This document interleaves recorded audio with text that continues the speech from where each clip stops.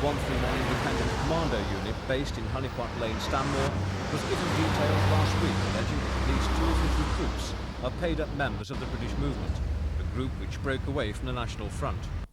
The allegations, which named the 2 part-time soldiers, were made in a letter from the Secretary of the Watford Anti-Racist Committee, Mike Jackson. Jackson, who's also chairman of Watford Labour Party, also claims that there are at least 6 other men in the unit who are British Movement members or sympathisers. While he has yet has to produce his evidence, the Ministry of Defence confirmed that Commanding Officer Major David Summers is conducting an investigation. We know from people who we have contact with on the South Oxley estate that leading members of the British Movement are active within the Territorial Army. They're not particularly cautious about it. They parade around the estate in their TA uniforms, and these people have given us information as to particular British Movement members who are in the TA, and we understand that this Honeypot Lane centre of the Commando Unit is the place where they are most active.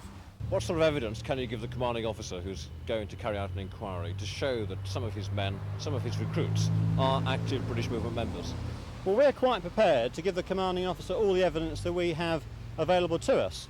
Of course, we have to protect our sources because these people are not people who readily listen to reason, and therefore I'm talking about the British Movement now, and they are intimidating in many of their tactics. But we are prepared to give the commanding officer all the evidence that we have available. And that evidence is what? Well, basically that known British Movement members from the South Oxley estate are also members of his unit. The South Oxley estate would seem to figure very much in the British Movement. Are you saying that they use the estate as a recruiting ground?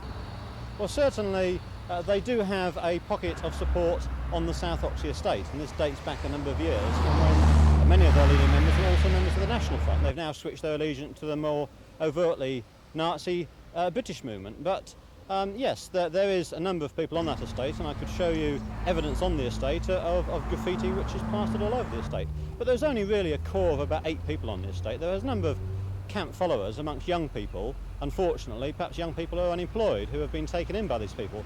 But the vast majority of people on the estate haven't been taken in by them at all. The Ministry of Defence say that membership of an organisation like the British Movement will create a conflict of loyalty, and any such member would not be expected to remain in the Territorial Army.